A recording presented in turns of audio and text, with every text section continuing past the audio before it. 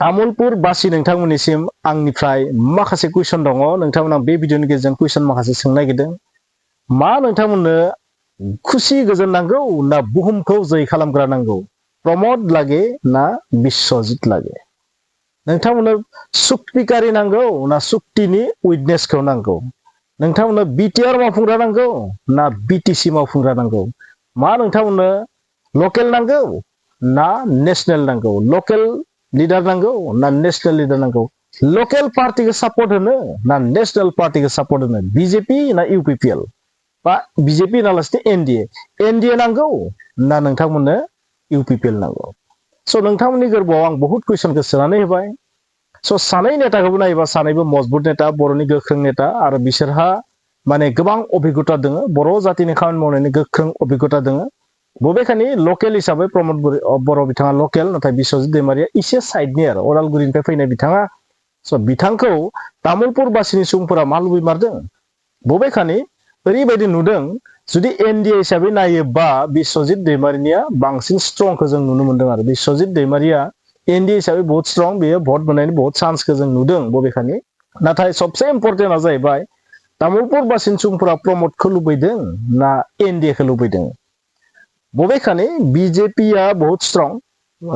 एरियाखौ नायोबा बहुत स्ट्रं कारण बर' मानसिनि अनगायैबो गुबुन माखासे हारि माहारिनि सुबुंफोर दङ जायफोरनि भटआ आरो बीपीएफनि भटआबो जुदि बीजेपीथिं थाङोबा एनडीएजों जुदि थाङोबा बेवहाय माने जेबो नो डाउट गैया आरो माने बहुत स्ट्रं बायदि नाङो बिस्वजित दैमारि बिथांखौ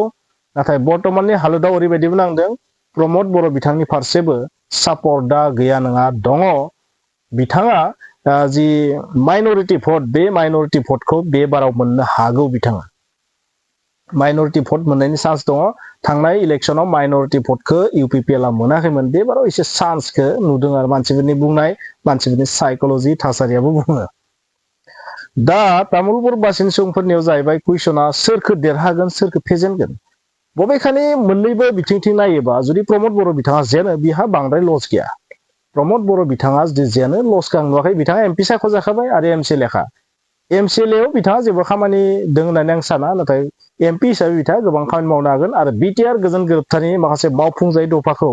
पार्लियामेन्टआव भारतनि संसदआव राइज खालामनो हागोन दैखांनो हागोन आरो बिथाङा बुंनो चान्स मोनगोन स्कप मोनगोन सानै थाखानाय एमपिजों लोगोसे बिथाङा बे बाथ्राखौ दैखांनो स्कप मोनगोन बिनि उनाव बिस्वजित दैमारिया जुदि जेनोबा बिथाङा खिन्थु जिरायनानै थानांगोन 5 बोसोर बे सबसे गिदिर लस जागोन बिथांनि थाखाय एमपि इलेक्शन बा गुबुन इलेक्शन फैयागौमानि बिथाङा बेबाराव जुदि जेननांगौ जायोबा गोबां लस जागोन बेनिखायनो प्रमोद बर' बिथाङा जेनबाबो देरहाबो उइन उइन सिचुएशन नाथाय बिस्वजित दैमारिनि बिथिङाव जुदि बेवहायल' जुदि बिथाङा गेलेयोबा गुबुन समस्थियाव जुदि गेलेयाबा बेवहाय जुदि जेननांगौ जायोबा बियो जिरायनानै थानांबाय बे मोनसे खैसारबो जानो हागौ सासे बर'नि नेताखौ डाइरेक्ट फजना दोननायनि मोनसे पलिसिबो जानो हागौ बा ओरैबो जानो हागौ जिहेतु प्रमोद बर' बिथाङा एमपि जाखाबाय बिथाङा जेननाय देरहानाय अरायबो उइन उइन सिचुएशन बेनिखायनो बिस्वजित दैमारिखौ तामुलपुराव देरहा होनानै बीजेपीआ बा एनडीए गावनि बे जायगानि भटखौ गावनि आखायाव लानो नागिरदों दैट मिन्स प्रमोद बर'नि बांकारावनो माने प्रमोद बर'नि बांकारावनो एनडीए मा खालामदों मान खालामनाय होनना बुङो सार्जिकेल स्ट्राइक खालामनो थांगासिनो दं आरो सार्जिकेल स्ट्राइक बिनि बांकाराव हाबनानै बै बांकार बास्टार बम होनानै बिखौ डेस्ट्रय खालामनो नागिरदों दैट मिन्स प्रमोदनि जेसेबां भट दङ बै जायगायाव बेखौ एनडीएआ साग्लोबनो नागिरदों बीजेपीआ साग्लोबनो नागिरदों बेबायदि मोनसे पलिसिबो जानो हागौ बेनिखायनो जानो हागौ जोंनि प्रमोद बर' बिथाङाबो बे इलेक्शनखौ गेलेगोन आरो बिस्वजित दैमारिजों टक्कर नांनानै बिथाङा टेस्ट नायनो नागिरदों जानो हागौ जे दाबो प्रमोद बर' बिथांनि फारसे बेसेबां मानसिया सापर्ट दङ बेखौ बिथाङा टेस्ट नायनो नागिरदों जेननाय देरनायखौ बिथाङा सानाखै आंनि नोजोराव बिथाङा टेस्ट नायनो नागिरदों जे बेसेबां मानसिया प्रमोद बर' बिथांखौ तामुलपुर एरियायाव मोजां मोनो खारन एमसिएलए समस्थिफोरा फिसा फिसा जायो नाथाय एमएलए समस्थियाथ' एसे गेदेर जायोना बै गेदेर समस्थियाव बेसेबां पार्सेन्ट मानसिया बिसोरखौ मोजां मोनो नायनो नागिरदों बिस्वजित दैमारिनि बिथिङाव ओरै बुंगोन बिथाङा निश्चय हिमन्त बिश्व शर्मानि खोथाखौ दामनो हायाखिसै बिथाङा निश्चय तामुलपुराव गेलेनो गोसो गैयामोनबो जानो हागौ नाथाय बिथाङा बाध्य जाबाय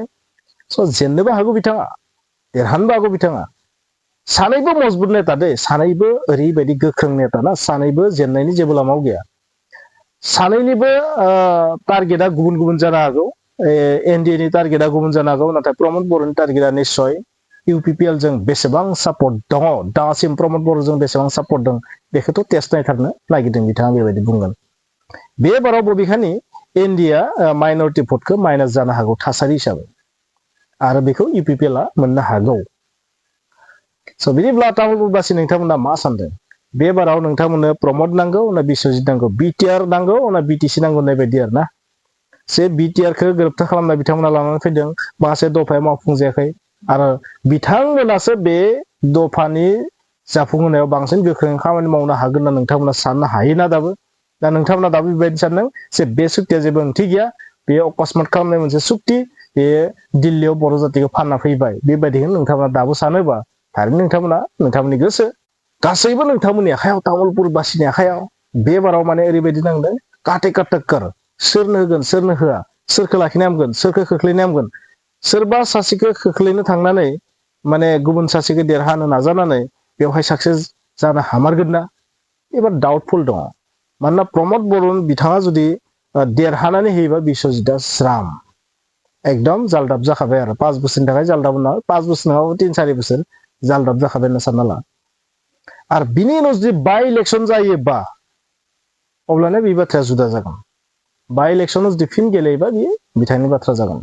समा खिन्थासिगोन मा जायो सोरनि अन्तरात्मायाव मा हाबनानै दं बेखौथ' जों दा बुजिना मोनजोबा नोंथांमोना जुदि बुजिबाय खिन्थाबानो जाबाय मा थारैनो तामुलपुरबासिया लकेलखौ मोजां मोनो ना आनलकेल देट मिन्स नेसनेल ना लकेल पार्टि नोंथांमोननि आइडियाखौ बुं नोंथांमोननि साननायखौ बुं नोंथांमोना मा सानदों मा बुजिना मोनदों बे थासारिया मा जागोन मा बर'नि सोरबा सासे लिडारखौ फज'ना दोननायनि मोनसे प्लेनिं बिस्वजित दैमारिखौ एकदम जालदाब खोख्लैना दोननायनि मोनसे प्लानिं नामा बेयो बेबायदिबो जानो हागौ एबा ओरैबायदिबो जानो हागौ जे तामुलपुर एरिया जेराव प्रमद बर' बिथांनि बांकार बै बांकारखौ धस्ट बरबाद खालामनो नागिरदों नामा ओरैबो जानो हागौ नोंथांनि साननायखौ बुं